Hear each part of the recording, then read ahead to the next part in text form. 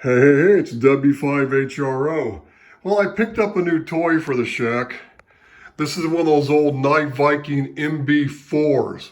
This isn't the MB5, this is the better one. This is the MV4 before they put those horrible push button switches.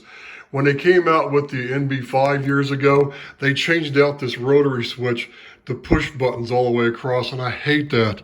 This switch is much more durable. Take a look at it so you can click it. It's good. And look at this, man. It's got a nice roller inductor.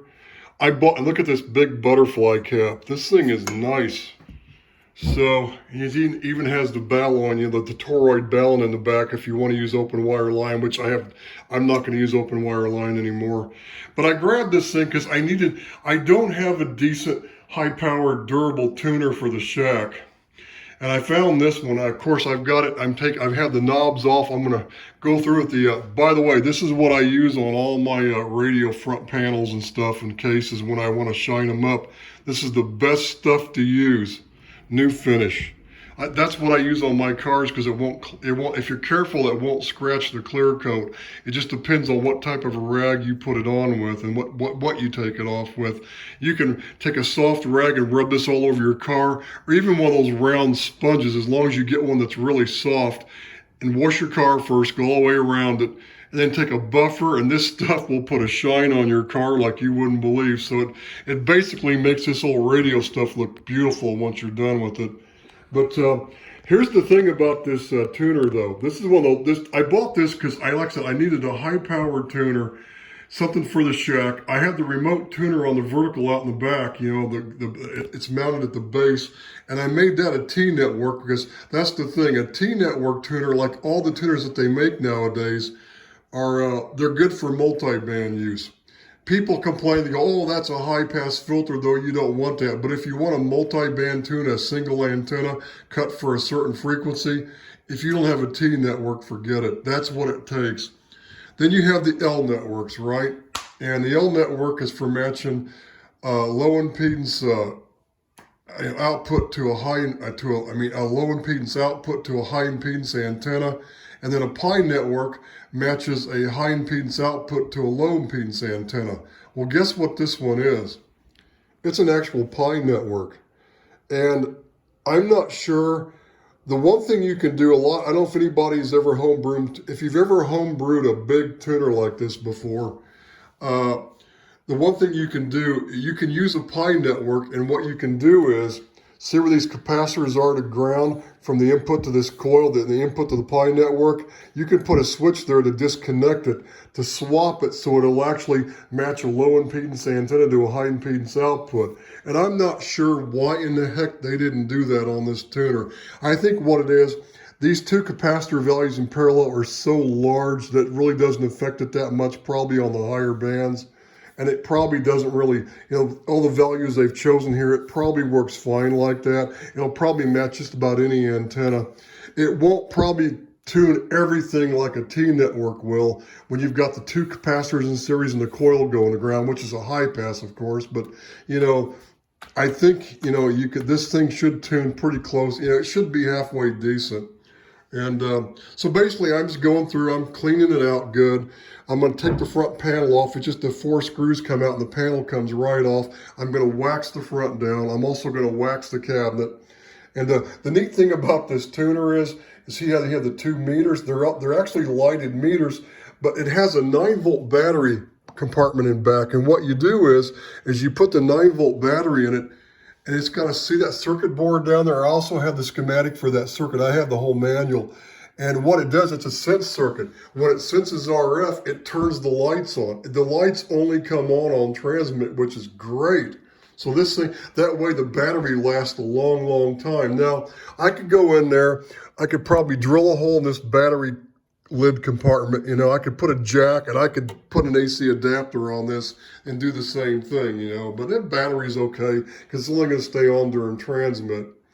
So, but I wanted this because I needed a decent tuner, because sometimes that remote tuner in the back on my vertical has malfunctioned, and I've had to go in there and bypass it, and I don't have a high power tuner that'll handle the power that I'm running, right? And I needed something for the shack, and plus I thought, since this is a pi network, what I could do is I could, remote tune the vertical with the remote tuner, and then just use this in the shack, and tune it for like, just basically you would just retune it down, just so I'd have a perfect tune, perfect match at the output of the transmitter or the amplifier, and a perfect match to the input to the coax. Then I have the other end, I have the remote tuner, which is tuned there, and this would attenuate harmonics. This would be good. This would be better than not a high pass filter. This would be better than a low pass filter set up properly on the back of your operating station. So this will work. This will attenuate it more. So with the Pi network, of course, and plus, I'm thinking that I might eventually, what I might do is, when I get this thing down there in the shack, I might actually disconnect these two caps just to see if it'll function properly as an L network with the values they've used here. It probably will. It might work just fine. And I'm surprised they didn't do that. And the only other thing is they didn't put a bypass switch on it. That's the other thing. There's no bypass switch, because what I really wanted to do was tune the vertical with the remote tuner, and then click this in line, and then tune this for the filter to get a better match at the input to the coax. The 125 feet of coax going to my vertical, and of course they didn't put a bypass switch. Why, I don't know. You'd have to use a remote coax switch to put this thing in and out of line, which is what I'll probably have to do. But it would be nice, though, if I find out that if I disconnect these two caps, it actually works as an L network to do the reverse, and it may function better. It may function more properly that way on certain bands with certain antennas. I could probably, since that input capacitance thing is right here, that's where the 160s are, right there. They're right there. I guess you could drill a hole and I could put like a switch on the back of this thing, a ceramic switch, a 2-position switch to disconnect those two caps. And if I find out that works, I might actually do that. Then I could reach back here and go click, and if I want to convert it to an L network, which would be great, if it works like that. I'll have to try it first. But anyway, that's kind of what I'm doing, is I'm going through this thing and I'm checking it all out. I noticed one thing. I'm hoping the guy didn't have a short on this one cap that I got it from, because this ground was disconnected, but looks like what happened is that's the one ground lug he was using. See how it's got 3 ground lugs? That's the one he was using. And see how it's kind of stripped around how it's kind of like the black paint's kind of scraped off around the edges.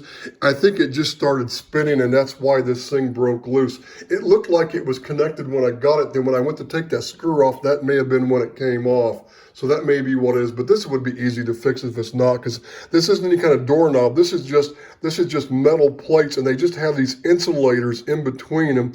And all you'd have to do is replace the into the round insulation to fix it. If it's shorted, that's not a problem. I doubt if it is, though. It's probably fine. It probably just came off from all the years the guy was, adjusting the thumb screw on the back, and it finally started spinning around and it broke loose. That would be the most likely scenario of why that's disconnected, because it makes sense. So anyway, that's kind of what I'm working on here. You don't see that many of these tuners. They didn't make they made them, but what I'm saying is that most people that remember the Nye Vikings remember the older ones that look like the Johnson KW Matchbox. And then you have, the MB5, which had the push buttons. Not too many people know about this one. And they also made an MB2, which was a lot smaller, that had a single meter. I would have rather found that one, and you know why? Because I could have fitted, it would have been small enough, I probably could have sat it right on top of the Ameritron amp, then put the DXE NCC2 phase control box for my antennas on top of that. But what I'm going to do is, this thing's too wide to put on top of the Ameritron. So what I'm going to do is, I'm going to set this where my Kenwood radio is, and I'm going to lay my Kenwood flat on top of this. Then I'll put those 2 audio amplifiers on the one side or the other, probably on this side. I'll put the radio here. And I measured it from front to back. My Kenwood is just a little tiny bit shorter from front to back than this thing is, so that'll work perfect. So I could put it on top of this, which is probably what I'm going to do. I'll just put this underneath the Kenwood for now and use it that way, and hook up the coaxes to it that way.